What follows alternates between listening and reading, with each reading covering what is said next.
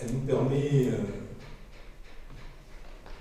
de dire que les choses peut-être vont reprendre son cours normal, mais surtout que la culture nous a beaucoup manqué. Et c'est pour cela qu'aujourd'hui, autour de la table, sans vouloir les citer, ne pas les oublier, on a le monde de la culture qui est présent.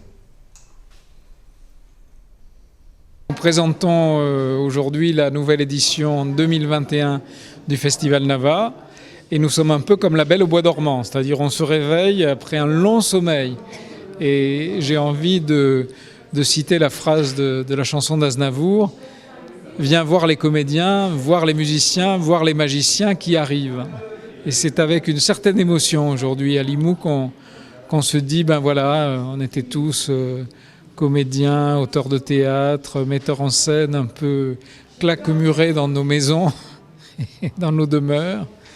Et on sort enfin grâce au Festival Nava pour retrouver les planches du théâtre, de cet art qui a particulièrement souffert pendant la pandémie que nous avons connue encore cette saison. On se réveille, on est un peu engourdi, mais on y sera, voilà. Et cette année, donc, programme très éclectique. On sera à New York, on sera dans le Paris du XVIIe siècle, on sera dans le Paris de la Révolution française, on sera dans les arènes des corridas, on sera chez les agriculteurs de Lozère et on sera aussi finalement avec Marguerite Duras et Fanny Ardant auprès de ce spectacle qu'elle a donné d'après les entretiens de Duras, donc La Passion suspendue. On est heureux de retrouver Jean-Claude Drouot qui viendra incarner dans ma pièce Duc et Pioche le duc de La Rochefoucauld face à Sabine Audepin qui jouera Madame de Lafayette. Voilà, ce sont deux acteurs, deux comédiens magnifiques dont j'ai eu la chance qu'ils servent certaines de mes pièces. Et donc, je suis très heureux et Jean-Claude Drouot, qui est un familier du Limouxin, et Sabine Audepin, qui viendra pour la première fois, nous offre ces incarnations de ces personnages historiques en train d'écrire le plus beau roman de la littérature française, à savoir La Princesse de Clèves. Voilà, donc ça c'est Duc et Pioche. Maxime Daboville vient défendre les auteurs Michelet, notamment de la Révolution, et la Révolution française dans tous ses états. C'est son troisième volet de l'histoire de France, dans lequel il s'est taillé un magnifique succès à Paris et un peu partout d'ailleurs. Yanis Eziadi, jeune comédien, fan de corrida. Alors, la corrida est certes très controversée aujourd'hui. On ne sait pas si elle survivra à la sensibilité contemporaine, mais en tout cas, cet aspect où la corrida est quand même la lointaine cousine du théâtre. Elle participe du sport et de la religion et des jeux de l'arène antique. Donc, il a trouvé des textes et donne la parole aux toreros eux-mêmes. Et Yanis Eziadi donc présentera ce spectacle. Par ailleurs, il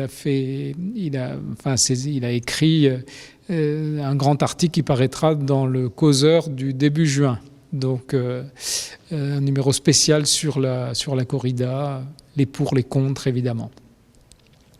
Ensuite, nous aurons donc ce spectacle qui s'appelle Vacarme, qui est un spectacle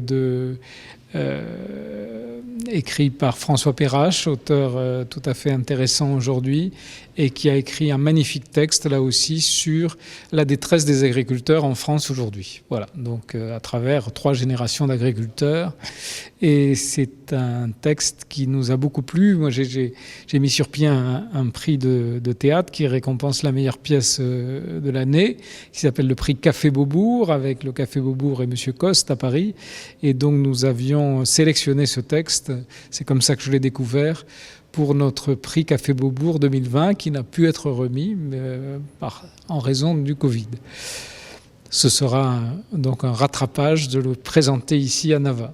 Et ensuite, donc, nous terminerons par La Traviata de Lisbonne, pièce de Terence McNally, qui est une espèce, si vous voulez, d'échange très, très drôle entre deux amis à New York, à Greenwich Village, qui sont fous d'opéra et particulièrement de Maria Callas. Et donc de leur dialogue naît une certaine conception de l'art et de l'amitié. Et c'est vrai que le théâtre que nous présentons à Nava, notamment, milite pour une vision littéraire du monde. Voilà. Dans un monde sans boussole, nous essayons de lui donner des repères et des grands textes pour aujourd'hui. Et nous terminerons donc par Fanny Ardant, qui nous fait l'amitié de venir présenter son spectacle « La Passion suspendue », d'après des entretiens que Marguerite Duras a donnés à une journaliste italienne. Et c'est peut-être moins soutenu et moins austère que Duras en général, mais ça parle aussi d'amour et d'art. C'est un texte à bâton rompu qui est léger et enjoué. Et nous terminerons par une dernière représentation de la Traviata de Lisbonne que nous présenterons 2 fois, donc, qui encadrera le spectacle de Marguerite Duras, Fanny Ardant. Vive Nava 2021. Venez nombreux.